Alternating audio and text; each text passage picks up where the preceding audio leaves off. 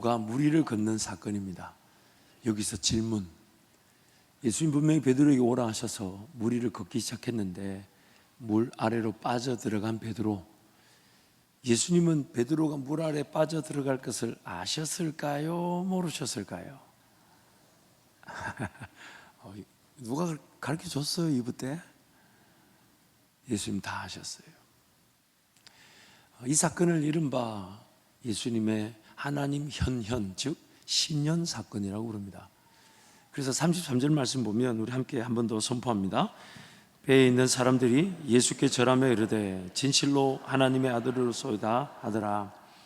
예수님의 하나님 되심을 드러낸 사건이라고 그래서 신현 사건이라고 합니다. 예수님이 하나님의 아들, 하나님으로서 경배를 받으신, 하나님이시기에 경배를 받으신 사건인 것이죠. 오늘 본문 말씀을 자세히 읽어보면 예수님께서 베드로가 무리를 걷다가 빠져 들어갈 것을 다 아셨다는 것, 그리고 그것을 통해 우리에게 무엇을 말씀하기를 원하시는지를 오늘 말씀을 통해 우리가 깨달을 수가 있습니다. 여러분, 예수를 믿고 나면 하나님의 자녀로 살아감의 시작점에 선 것인 줄 우리는 압니다. 그래서 거듭났다, 다시 태어났다고 합니다. 하지만 하나님의 자녀로 살아야 됨을 알지만 현실은 녹록지가 않습니다. 무리를 걸어야 됨을 알지만 어느 순간 나도 모르게 세상의 염려, 근심, 걱정에 붙들려 그 파도와 풍랑을 보고 빠져들어간 베드로처럼 실수하고 실패하고 또 심지어 죄를 짓기까지 합니다. 종종 새가족들이 예수 믿고 어려움 당하면 우리 기존의 성도들이 그렇게 격려하죠. 그 어려움이 있어. 하지만 하나님께서 반드시 도와주실 거야. 허나 새가족의 입장에서는 내가 예수 믿고 좀 잘 살아보려고, 하나님의 자녀답게 살아보기 위해 신앙생활하고, 그래서 그분과 함께 동행하려고 했는데 왜 이런 일이 일어나냐. 단도직입적으로 질문을 던져보면 이런 거죠. 예수님 분명히 베드로가 그리고 내가 실패할 것을 아셨을 텐데 그 길로 왜 허락하셨을까? 처음부터 그런 길이 시작되지 않게 하셨으면 좋았을 텐데.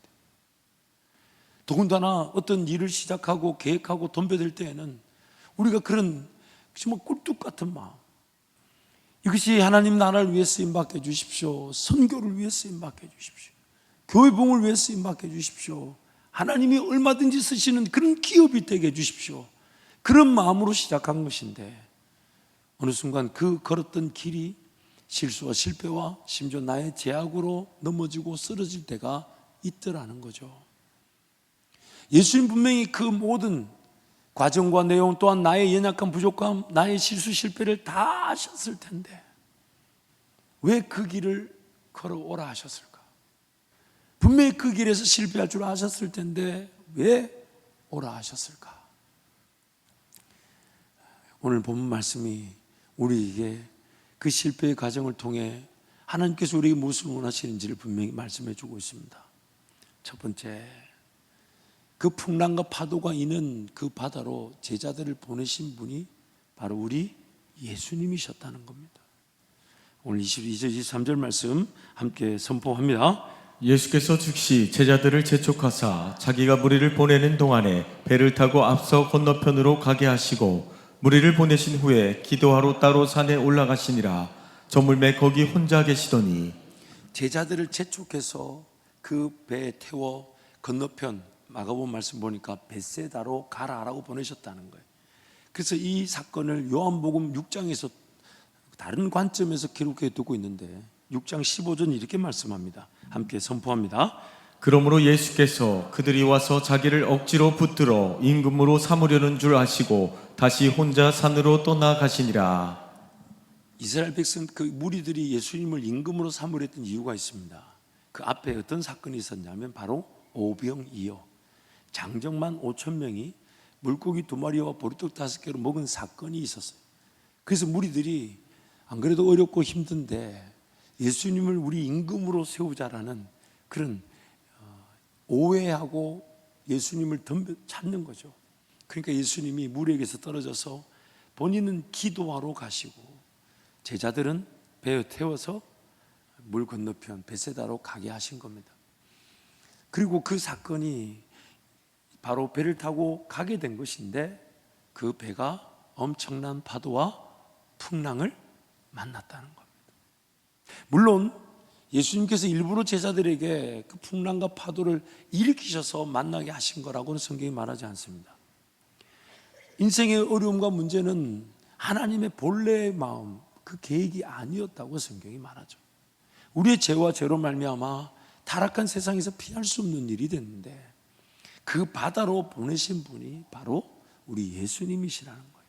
심지어 마가복음 6장 말씀 보면 이런 말씀이 있어요. 함께 선포합니다.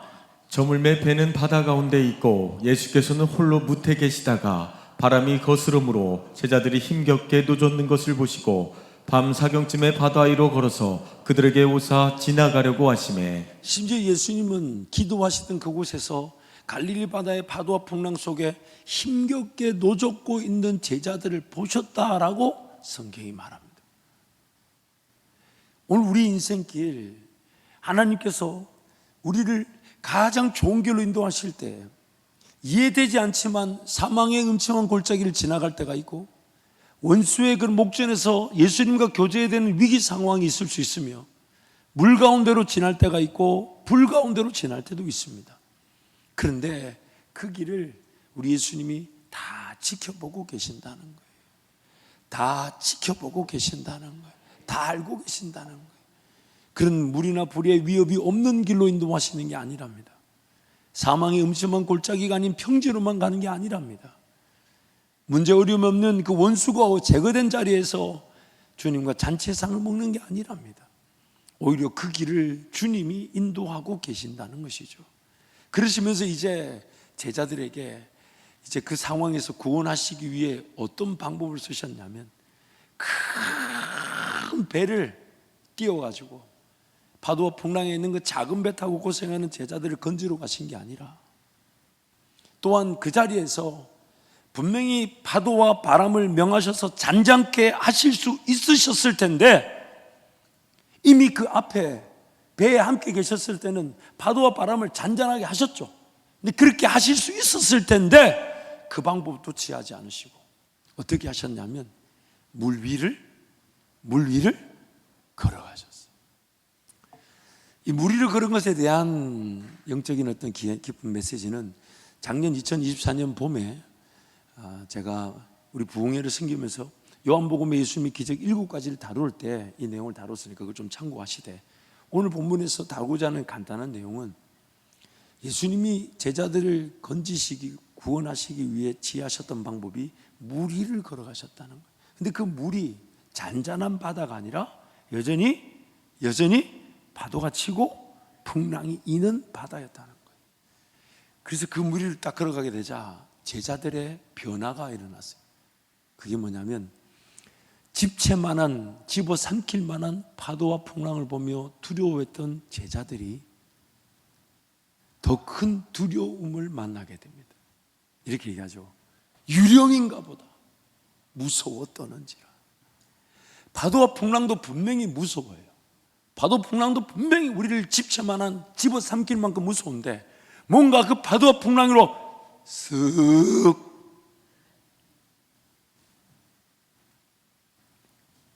예수님께서 지금 물 위를 걸으심으로써 제자들에게 무엇을 가르쳐 주시냐면 진정한 두려움을 모른 채 세상적인 두려움에 갇혀있는 제자들의 모습을 보여주시고 계신 거예요. 하나님을 두려워할 줄 모른 채 세상을 두려워합니다.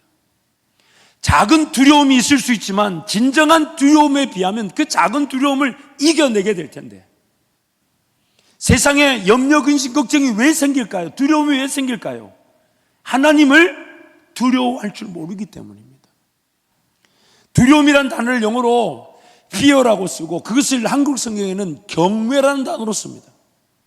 내가 하나님을 섬긴다, 하나님을 예배한다, 경외한다 할 때 다름 아닌 내가 하나님을 두려워하는 것인데 하나님을 두려워하는 이유가 뭐냐면 아무리 어렵고 힘들어도 내가 하나님을 예배하는 일을 소홀히 할 수 없는 것은 내 인생의 모든 결정권을 하나님이 지고 계시기 때문이며 지금 당장은 이렇게라도 일을 해야 되지만 그러나 그 일을 핑계로 내가 하나님을 예배하고 섬기는 일을 놓칠 수가 없는 것은 오늘 밤이라도 내 영혼을 하나님 불러가신다면, 내가 지금 할 수 없이 먹고 사는 그 직업이 나를 구원하는 것이 아니라 살아계신 하나님께서 나를 구원해 주실 것이기 때문에 그 하나님을 저버릴 수 없다는 것이 우리의 두려움이 되어야 되는데, 하나님을 두려워할 줄 모르니까 당장 이 일이라도 안 하면 못 먹고 살고 내 삶이 어려워지고, 내가 이거라도 안 하면 하나님을 안 믿는 거죠. 못 믿는 거죠. 그래서 두려움의 객체가 달라지는 거예요. 무엇을 두려워해야 될까요? 우린 연약하기 때문에 세상 삶에 대한 두려움, 염려를 피할 수가 없습니다. 반드시 그러합니다. 하지만 하나님을 두려워할 줄 알게 되면 그 세상에 대한 두려움을 이겨내게 되죠.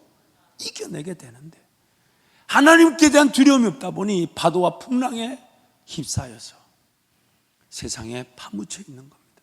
인생이란 배에 붙들려 있는 겁니다. 그래서 예수님이 그 물 위를 쓱 하고 걸어오셨어요. 그분의 하나님 되심을 나타내신 거죠.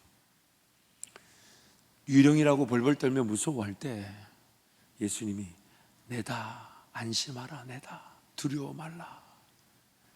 그자 제자들 중에 베드로가 만일 주님이시거든 나로 물 위를 걸어오게 하소서. 그 예수님이 그래 오거라. 그래서 베드로가 발을 탁 내밀었어요. 그리고 예수님 바라보고 걷기 시작한 그 물 위의 길을 걸어갔지만 예수님 바라보지 않고 파도와 풍랑을 더 무서워하며 바라보게 되는 순간 빠져들어가게 됐다는 겁니다. 하지만 감사한 것은 예수님께서 즉시로 그를 건져내어 주셨다는 것이에요. 그래서 이 부분을 주석의 내용을 소개하면요, 마태는 어떤 다른 복음서의 저자보다도 베드로의 리더십이 다른 제자들과 비교했을 때 특별하게 뛰어남을 보여주지만 실패가 없는 리더로 그를 이상화하는 모습을 보여주지 않는다. 오히려 마태는 초대교회 시절에 예수가 베드로를 어떻게 리더십의 역할로 준비시키시는가에 초점을 맞춘다. 여기에는 베드로가 심각하게 흠이 있는 성격을 어떻게 극복하는가가 포함된다. 이런 순간적인 실패를 통해 베드로는 예수의 명령에 순종하여 배 바깥으로 나오는 그의 용기가 가져다주는 교훈을 배운다. 우리는 그의 실패에 초점을 맞추지만 그의 순종은 예수의 보호하시는 능력을 믿는 미래의 믿음의 성장에 대한 토대가 된다. 베드로의 영적 수준과 상태를 다 아셨음에도 베드로가 물 위로 걸어오겠다라는 제안을 수용하시고 허락하심으로 비록 베드로가 물 아래 빠져 들어갈지언정 예수님이 그를 건져주시는 그 은혜가 오히려 그를 살렸다는 겁니다. 쉽게 한번 표현해 볼게요. 우리 인생길 걸어오면서 성공했던 것이 우리를 지켰습니까? 실패했던 것이 우리를 지켰습니까? 내가 실패했을 때 주님을 뜨겁게 만났습니까? 성공했을 때 주님을 뜨겁게 만났습니까? 오늘 우리의 실패는 주님이 다 알고 계시고 그것이 주님을 만날 기회가 되게 하시는데 오히려 그 실패를 무서워하고 실패하지 않으려는 삶의 자세를 취하려고 하다 보니 인생 자체가 배 밖으로 발 한 걸음 내걷지 못한 채 배 안에 갇혀서. 그런데 안타까운 것은 풍랑과 파도가 끊임없이 나를 인생을 흔들어 제끼더라는 것. 오히려 성경은 우리에게 도전합니다. 어떤 은혜가 더 낫겠냐? 풍랑과 파도를 만난 인생의 배 위에서 예수님을 찾고 구하여 예수님을 기다리는 것도 은혜지만 그 풍랑과 파도 그 위에 계신 예수님을 바라보고 비록 빠져들어갈지언정 걸어가 보고 빠진 자리에서 주님이 건져주시고 또한 건져주신 주님과 함께 다시 그 물 위를 걸어 배로 걸어 들어가게 되는 어느 것이 더 큰 은혜겠냐? 어느 것이 더 큰 은혜겠냐? 오늘 우리 주님이 우리에게 도전하시는 거죠. 우리 주님이 분명히 제자들이 그 어려움을 보셨기 때문에 제자들을 외면하지 않으시고 도우셨을 텐데, 그러면 우리 생각에 내 인생의 배가 지금 문제 어려움으로 시달리고 있으니까 예수님이 내 배로 바로 와주시면 되겠는데, 그렇죠? 예수님 지금 여기 오셔가지고 이거부터 처리해 주시고, 이거부터 채워주시고, 이거부터 감당하게 해주시고, 이것도 도와주시고, 저것도 도와주시고, 이 문제 해결해 주시고. 그런데 우리 주님이 1절 대답 안 하고 저 파도 위에 문제 어려움 있는 그 상황에 서가지고 나를 빤히 보고 계신, 지금 당장 내 인생에 찾아와 주셔서 문도 열어주시고 불가능한 거 가능하게 해주시고, 길이 없는 데는 예수가 길이 되신다 했으니까 길을 내주세요. 내 인생에 오세요. 내 인생에 오세요. 내 인생에 오세요. 근데 주님은 안 오십니다. 안 오세요.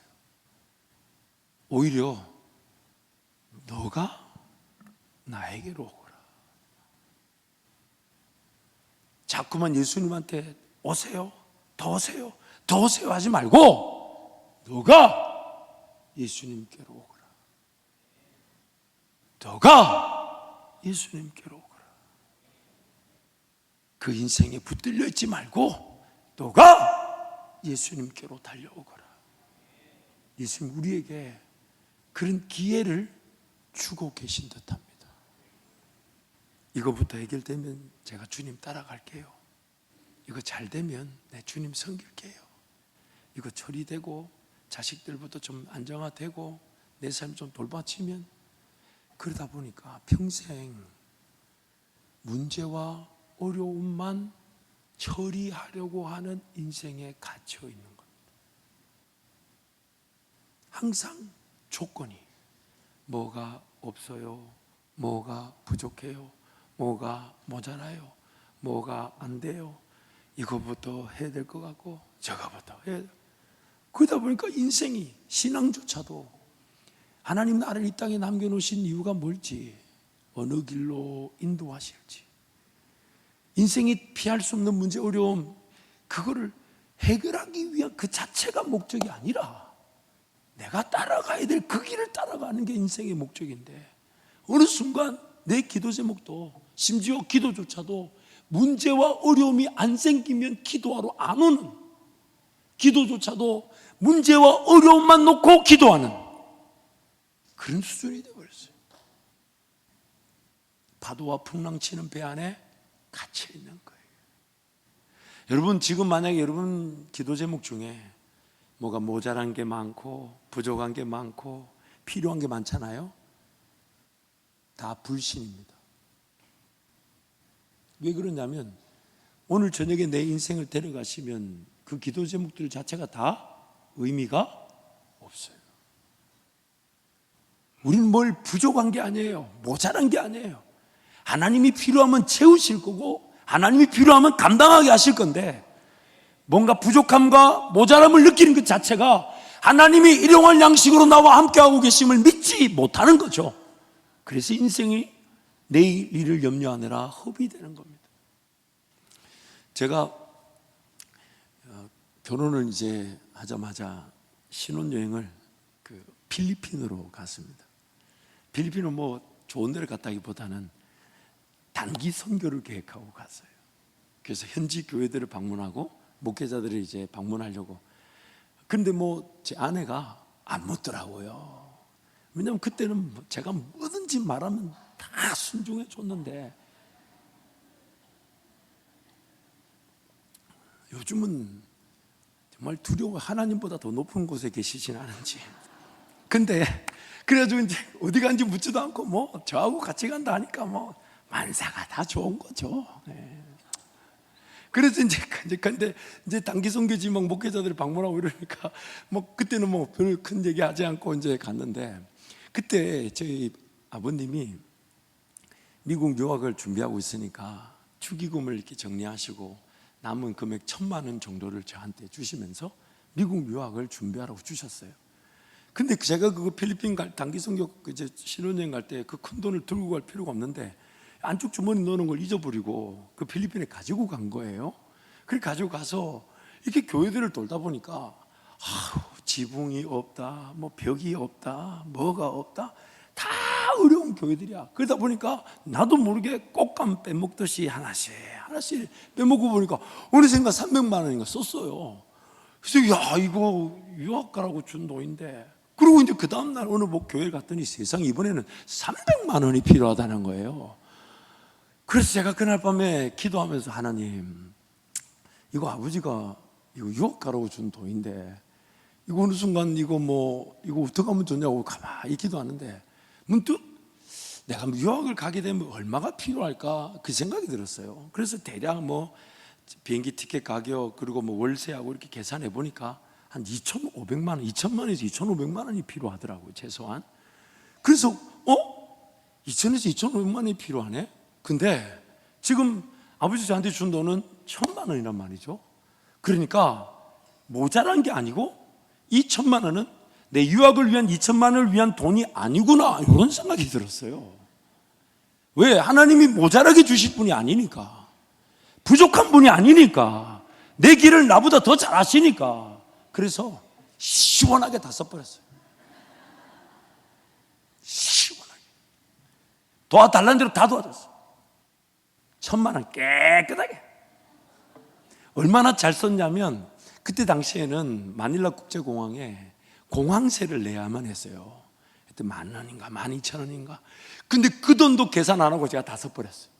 그래가지고 티켓은 있는데 공항에 못 들어갈 형편이 돼가지고, 그래서 누군가한테 이게 해야 되는데 아무래도 제 인상보다는 아내 인상이 나을 것 같아가지고 옆에 저기 인상이 좋아 보이는 대로 파견을 보냈어요. 그래서 2만 원인가 25,000원을 받아서 앵벌이 해가지고 그렇게 돌아왔던 기억이 납니다. 근데 지나고 보니까 그것이 하나님 저에게 주신 심음의 기회였습니다. 심음의 기회였어요. 여러분, 모자라다, 부족하다, 평생의 속임수입니다. 모자란 게 없어요. 부족함이 없어요. 시편 23편에 뭐라고 합니까? 여호와는 나의 목자시니 내게 부족함이 없으리로다. 없어요. 근데 우리가 부족함과 모자람을 느끼는 것은 욕심인 거죠. 뭔가 미리 갖추어 놓고 싶은 거죠. 어떤 일을 어떻게 해야 될지 그 꿈과 비전은 없으면서도 주머니에 돈은 두둑하기를 바라는 거죠. 그게 내 욕심이더라는 거예요. 우리 하나님은 우리에게 모자람이 없으신 분이에요.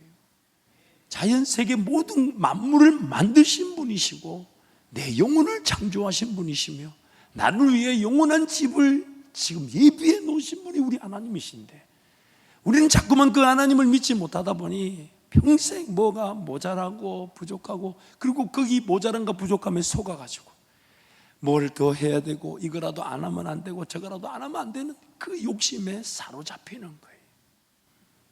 그래서 주님이 문제와 어려움이 그대로 있는데, 내 문제 어려움을 다 보고 계시면서도, 그래서 나를 구원하시기 위해 그 문제 어려움 속에 인생에 들어오시는 게 아니라 그 인생 바깥에서 오히려 나를 불러내시는 거죠. 그 인생에 갇혀있지 말라고, 뭐가 모자라다 부족하다라는 그 속임수에 속지 말라고, 미혹되지 말라고, 그리고 나에게 필요한 것은 예수만 바라보고 예수 향하여 걸어가기만 하면 길이 없는 곳에 길이 나타나게 하시고, 내가 받는 그 깊은 바다가 반석이 되게 하시고, 내가 더 이상의 문제 어려움에 제약을 받지 않는 인생으로 살아가게 하시는 겁니다. 오늘 우리 인생의 가장 중요한 은혜는 문제 어려움을 주님이 다 보고 계신다는 것과, 그리고 그 문제 어려움 속에서도 예수만 바라보는 법을 가르쳐 주셔가지고 문제 어려움이 해결되지 않아도 예수 바라보면 된다는 것을 가르쳐 주심으로 인생의 매 순간 피할 수 없는 문제 어려움이 어떻게 일어나든지 간에 내 시선은 예수께로 향하고 내 발걸음은 예수 향하여 걸어가는 그 은혜를 누리게 되는 것입니다. 사랑하는 성도 여러분, 오늘 우리 인생은 두 가지 길 중에 하나밖에 없어요. 인생이란 배 안에 갇혀서 끊임없이 없다, 부족하다, 힘들다, 죽겠다, 살려달라 외치며 주님을 부르든지, 아니면 주님 계신 곳에 나의 시선을 두고 주님이 나를 초청하실 때 기꺼이 그 걸음을 내딛는 인생, 그 둘 중에 하나밖에 없습니다. 둘 중에 하나밖에 없어요. 이 땅의 삶을 살면서 우리를 기쁘게 할 것은 예수님 만나는 것밖에 없어요. 이 땅의 삶을 살면서 우리를 즐겁게 하는 것은 예수님 만나는 것밖에 없어요. 그 예수님 만남이 얼마나 기쁜지 천국 가면 그것만 한답니다. 그래서 우리는 이 땅에서 천국의 삶을, 하나님 나라를 경험하는 건데, 우리 인생이 어느 순간 인생의 문제, 어려움 그거 해결하기 위해 거기에 붙들려 가지고 거기에, 그러니까 아무리 기도해도 응답이 안 되는 기도가 많고, 그러다 보니 기도도 식상해지고 기도 자체도 포기해버리고 마는, 그것이 우리의 안타까움이지 않습니까? 무엇보다도 주님을 향해 발걸음을 내디뎠을 때 안 되는 경우가 있어요. 실패하는 것처럼 보일 수 있어요. 하지만 그 과정을 통해 우리 주님이 나를 성장시켜 나가시는 거예요. 빚어가시는 거예요. 그래서 오늘 본문 사건 이후에 건짐을 받았던 베드로가 마태복음 16장에서 사람들이 나를 누구라 하느냐라고 물을 때 베드로가 뭐라고 말하냐? 주는 그리스도시요 살아계신 하나님의 아들이십니다. 언제 경험한 겁니까? 무리를 걷다가 빠져들어간 그 자리에서 건짐을 받은 베드로가 예수님께 고백한 내용인 것이죠.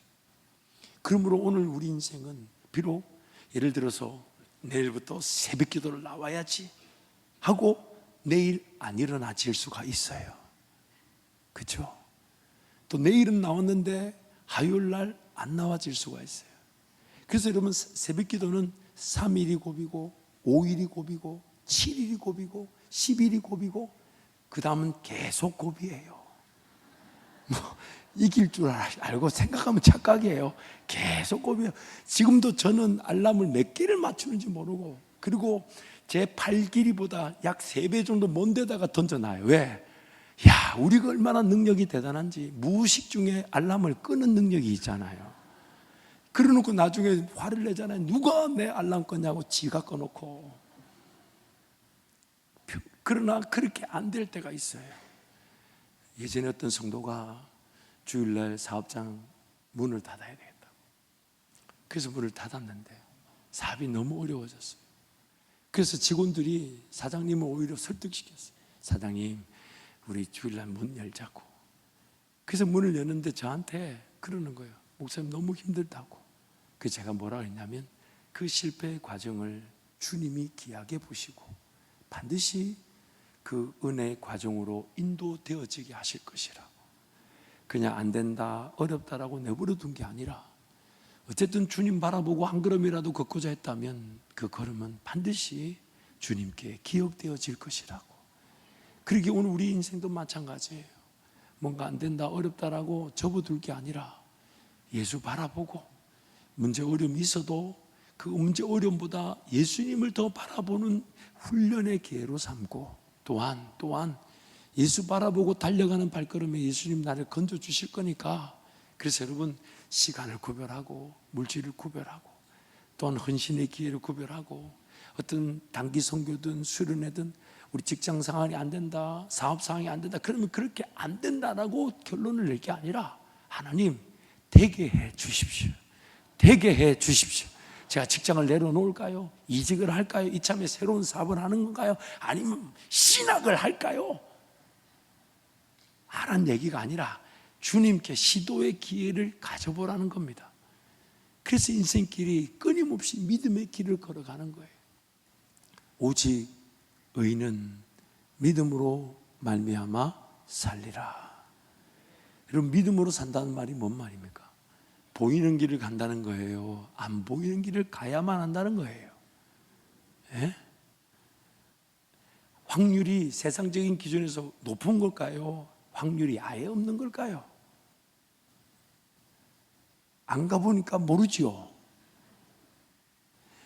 지금도 저는 생각해 보면 모든 이들이 다 반대했는데 저에게만 그것이 믿어졌던 게 얼마나 감사한지 몰라요. 제가 유학을 가겠다고 선포했을 때 그때 저희 가족들 부모님들은 믿고 기도해 주셨는데 제가 섬겼던 교회 목사님이 저를 불러가지고 너 못 간다, 어렵다 하면서 한 100몇 가지 못 가는 이유를 얘기해 주시더라고요. 돈도 없지, 영어도 못하지, 아버지 어렵지, 이해를 좋아하시더라고요. 그래서 이게 내가 혼자 욕심 부리는 건가? 그리고 기도하러 가보면 주님은 나한테 된다고 걱정하지 말라 하시는데, 아니 목사님 만나고 또 주변에 또 다른 분들 만나면 어렵지, 힘들지, 그냥 돌아와라, 안 된다 이런 얘기 하니까 기도만 하면 된다 하는데, 그래서 할 수 없이 사람을 끊어버렸어요. 내가 하나님을 끊을 수는 없잖아. 그래서 사람한테 길을 닫아야 되겠더라고. 우리 가족들하고 같이 기도하면 이겨내면 되는 것이지 주님이 된다 하는데, 그래가지고 또 그때 이제 결혼 이제 하고 이제 유학을 가야 되니까 우리 처가 부모님 댁에 저도 얹혀 살았는데, 그 처가 부모님 댁에 얹혀 사는데도 제 나름대로 조금 마음이 불편한 거예요. 오히려 눈치도 좀 보이고, 그래 안 되겠다. 그래서 보따리 싸질머지고 서울로 그 단칸방에 그 월세방에 사역하는 우리 친구 전도사 집에 말도 안 하고 올라가서 신세 좀 지겠다고. 그래서 거기서 기도하면서 하나님을 기다렸어요.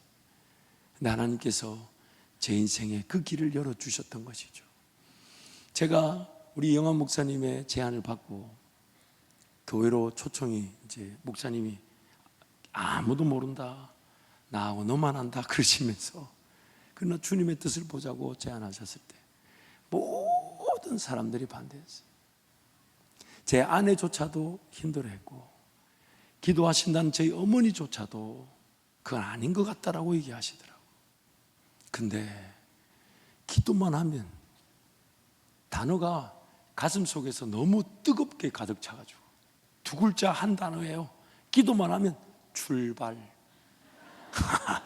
이게 다른 응답도 필요 없고 가슴 속에, 생각 속에 그 단어 하나가 꽉 찼어. 그냥 기도만 하면 출발, 기도만 하면 출발. 사람들하고 얘기하면 그렇게 가는 거 아니다. 11년 미국 생활했는데 애 셋이 한글도 못하는데 그렇게 가면 적응도 못하고 그리고 교회에서 담임 목사로 결정된 것도 아니고 담임 목사 혼자서 청년부 목사를 불러가 그러면 팽 당한다. 아니 그 팽자가 한 3명한테 들었네.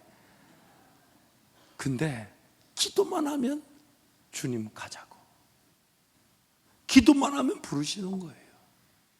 그래서 죽었다 생각하고 제게 어떤 두려움이 있었냐면, 내가 주님이 나에게 주신 기회를 놓친 채 내가 원하는 삶의 길에서 살아내려는 그 삶이 더 힘들지 않을까. 주님 나를 부르시는 그 길을 외면한 채 내가 걸어갈 수 있는, 그래서 굳이 믿음이 필요 없고 기도 안 해도 사라지고 천국 간다는 소망은 있는데 이 땅에서 천국을 맛보지 못한 채 살아야만 하는 그 인생을 사는 것보다 좀 떨리고 두렵고 힘들고 아무것도 예측이 되지 않아도 주님이 날 부르신 그 길, 그리고 오늘 본문에서 그 길이 비록 실패하더라도 나를 거기서 붙잡아 주시고 다시 그 배로 함께 걸어가 주시는 주님을 만나는 게 더 낫지 않을까, 그 배에 갇혀 있는 것보다. 그래서 여러분, 구체적인 어떤 신앙의 적용을 위해서 만약 기준을 제시한다면 주님 바라본 그 시선 가지고 뭐든지 시도해 보십시오. 주일 성수를 더 강화해 보시고 주님께 드릴 수 있는 시간을 더 구별해 보십시오. 물질도 마찬가지예요. 우리 하나님은 물질을 필요로 하는 분이 아니십니다. 우리가 물질을 드리는 것은 하나님 그분이 내 삶의 주인이라는 고백의 차원에서 드리는 것이죠. 그런데 만약 내가 하나님의 복의 근원이 되기를 원하면서 지금 주어진 시간 그 물질을 하나님 것으로 구별할 줄 모른다면 과연 복이 주어지겠습니까? 하나님 살아계심이 분명하다면 지금 현재의 삶을 감사할 줄 모르고 지금 현재의 삶에 주어진 시간과 물질을 구별하여서 나보다 더 어렵고 나보다 더 힘들고 오히려 하나님 나라 일이라면 내 허리띠를 졸라매고 내 자식들을 굶겨서라도 하나님 앞에 드리겠다는 그 결단과 헌신이 없이 하나님의 축복의 통로로 쓰임 받을 수 있겠습니까? 지금 주신 시간과 삶에 대한 관리 능력이 없는데 더 수천억 수억 원을 더 가져다 준들 어떻게 관리하겠습니까? 지금 하나님과의 관계 중심의 삶인 줄 알고 예수 바라보고 죽었다 생각하고 믿음의 길을 내디딜 때 실력 없어도 괜찮아요. 내 영적 상태가 어려도 괜찮아요. 부족해도 괜찮아요. 빠져가는 그 길목에서 주님 나를 건져주셔서 주님과 함께 그 바다길을 걸어가는 그 은혜를 누리게 될 줄 믿습니다. 사랑하는 성도 여러분, 배 밖으로 나가보지 않으면 배 안에서 평생 문제와 어려움에 시달립니다. 평생 해결되지 않을 것 같은 문제, 어려움이 지속적으로 일어납니다. 평생 하나님 나라 그 영광을 꿈꿔보지 못한 채, 믿음의 역사를 보지 못한 채, 믿음의 길을 걸어가 보지 못한 채 인생이란 배에 갇혀있게 됩니다. 그래서 뭐 해결되고 뭐 더 주어지고 더 채워주고 나면이라는 조건을 다 죽이듯 내려놓으시고 파도와 풍랑 그 문제 어려움이 그대로 있지만 예수 바라볼 기회인 줄 알고 예수 바라보고 예수 바라보는 그 방향으로 달려가기만 한다면 반드시 우리는 무리를 걷든지 빠져들어갈지언정 나를 건져내어 주셔서 다시 무리를 걷게 하시는 주님의 은혜를 누리게 될 줄 믿습니다. 저는 이 말씀을 묵상하면서 한 가지 적용을 이렇게 해봤어요. 주님 다시 기회를 주신다면 제가 주님 보고 걸어갈 때 눈 딱 감고 죽었다 생각하고 한 걸음이 아니라 그냥 전력 질주하게 해주십시오. 왜? 그 전력 질주했는데 주님을 만나면 너무 귀한 일이고 전력 질주했는데 베드로처럼 다시 빠져들어가게 돼도 한두 걸음 걸어와서 빠져들어간 길에 건짐을 받아 예수님과 한두 걸음 걸어 배로 오는 것보다 전력 질주에 가가지고 거기서 주님을 만나든지 아니면 거기서 빠져들어가도 주님 나를 건지셔서 다시 배로 올 때는 내가 전력 질주한 거리만큼 주님과 무리를 걷는 기회가 되기를 원합니다. 그게 제 기도 제목이에요. 원래 제가 그런 야성이 불탔던 사람인데 많이 변질이 돼가지고 그럼 우리 여러분 우리 인생의 길 두 가지 은혜입니다. 둘 중에 하나입니다. 인생의 배에 힘겹게 노젓고 있는 거 주님 모르시지 않아요. 그것도 반드시 파도와 풍랑을 잠잠케 하실 때도 있고 그 배에 승선하셔서 나를 은혜의 항구로 인도하실 수도 있지만 그거보다 더 큰 은혜는 문제 어려움이 여전히 요동치고 있는 중에서 예수 바라보고 예수 방향으로 발걸음을 내디뎌 내가 내디딘 그 발걸음이 반석이 되게 하시는 그 기적의 주인공으로 우리 모두가 살아내기를 축복합니다. 우리 함께 찬양할까요? 주님 나를 부르시니